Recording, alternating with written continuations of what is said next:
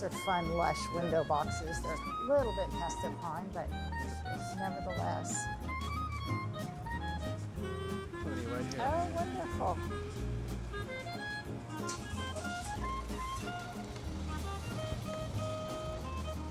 Okay, so one of the fun things about coming with a native New Yorker Yes. is that you know about these fun little places. We are at the gardens at St. Luke in the Fields, and this is a private garden open to the public. It is. It's part of the Episcopal Church, in this particular one.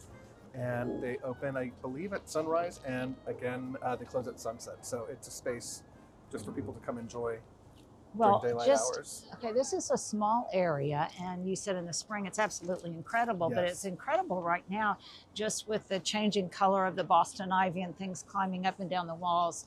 But this is where structure is really, really important. Look at how, see where Hubs is sitting? Wave, Hubs. Okay, look at how beautifully that tree has been pruned up. And how And it's the one in front of it, too. Yes, right and it's been exposing its branches. Yes, and the one in the foreground too. And I mean, really beautiful. And these look like these are azaleas over here. And I don't think of azaleas being in New York, but you said New York City is in zone 7. This is zone 7, which again, I always think we're 6, and I believe we're like a 7 or 6B or 7. And the one thing that Really I love amazing about to me. these gardens here too is, like you were saying, the use of structure and evergreens, because it's such a hard city that even in my small front terrace, The softness. everything has to be evergreen, just so that even in the winter, you know, you're not going into this hard concrete building. So I just love seeing the use with the azaleas, magnolias, ivy. Yeah, and look at how these have been sculpted. You know, trees that otherwise would probably be living out their lifespan. Look at all the woodpecker holes. And I think we're not in even here, seeing what or- was. You can tell this was probably at some point a much bigger tree. Oh, That's a lot yeah. of new growth. Yeah. Oh yeah. Oh yeah.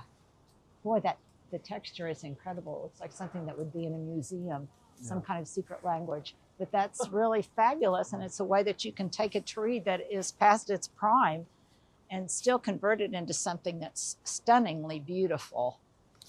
These big boxwood here.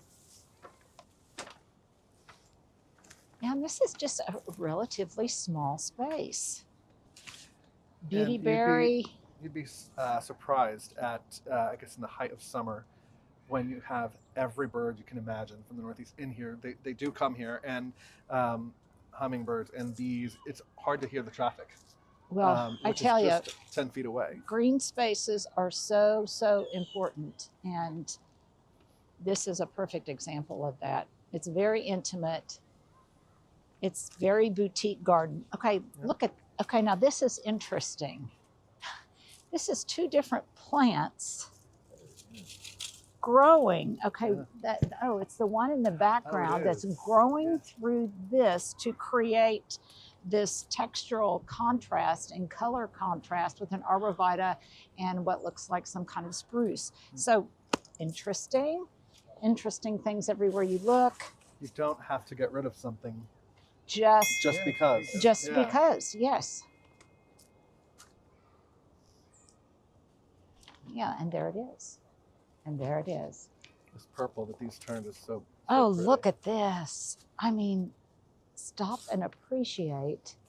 Look at these. And it's look look, you have the lace caps over here. The and lace then, caps are absolutely gorgeous. And oh my goodness, I would take those home and do something really special There's with one them. still That's trying right over there. just- yeah, still trying. Yeah. I've got some of those. Look at the size of the oak leaf hydrangeas behind it. I have had a newfound love for oak leaf. I've always liked them, but I am really excited to bring them into that woodland garden down in Connecticut. That's, you know, between the trees. I really want to bring some of those in. And Yeah, look how new beautiful. uses. And look at the charming arched window there. And this is something that in Oklahoma is difficult. So that's probably Boston ivy that's crawling up the corner of that building. And look at how beautiful the variegation is and how beautiful the fall coloring is. Now in Oklahoma, that would already probably have been burned to a crisp and it would be brown or it would be mottled from whitefly. But here, it's doing what it does at its best when it is at its most beautiful. And remind me, at the old house, what was the ivy you had? Some of for it was the studio. winter creeper and some of it was Boston ivy. So I had both, and they both But it was in color shade, though. beautifully. But Yeah. it was in Yeah. shade, and I did love it.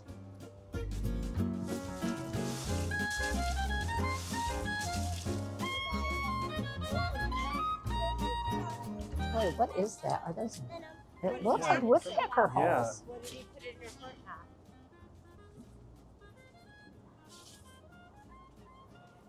I mean, look at these. Yeah. Look at this. Unbelievable, the scale and the size of this. And this, John, is what I was trying to do with an oak leaf hydrangea that I had at my older home, and I transplanted it to the cottage. And I wanted one of these to grow like this along the face of the garage, of the brick garage. remember that. And sadly, it died. But this is kind of what I wanted it to do, and then arch over the side, because I Do knew you think with your clay ultimately. soil you'll get that size? I think it could have gotten that size because it was already probably up To to there, here. But sadly, it didn't adapt and it died, the transition. It just couldn't handle the transition. Yeah. But it just goes to show that something you perceive as just a shrub can really be used in magnificent different ways if they can put on this kind of maturity. And especially if it's near a structure too, you can get kind of that tree-like canopy without worrying about something getting overgrown. Yeah, and or kind of too big. protected too. Yeah. Or root damage to the building. True. Trying to figure out what that is. It's a mahonia. Some kind of mahonia, I think. One thing You you see, seldom see them get that large. we have a lot of Manhattan euonymus here. In Manhattan. In Manhattan, as would be appropriate. I never have good luck with lace caps, but Me either. I am reconsidering. Look at the color. Yeah. Look at the color there, bringing that inside. Well, this is just a very, very charming little boutique garden here in the city.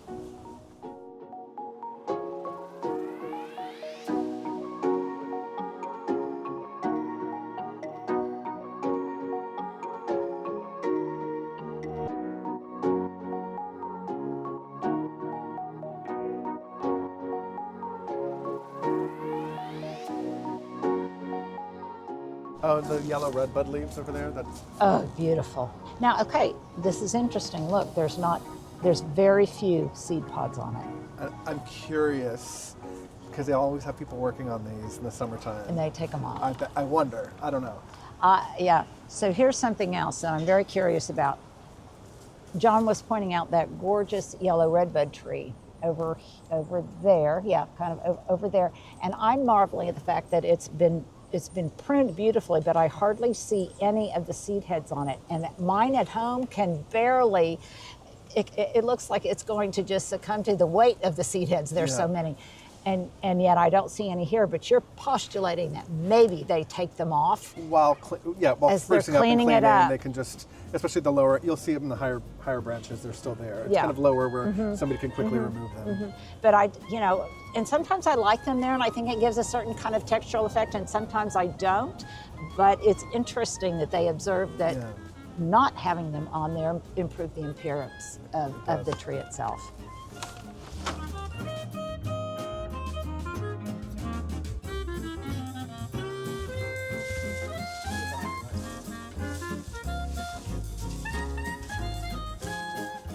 This is where Carrie Bradshaw lived in Sex and the City. I don't know my I don't know my Sex and the City. is. But that's where she used to come walking down the stairs in her very high heels. Exactly. And there's a number of people here also kind of gawking like yeah, we're not the only ones gawking.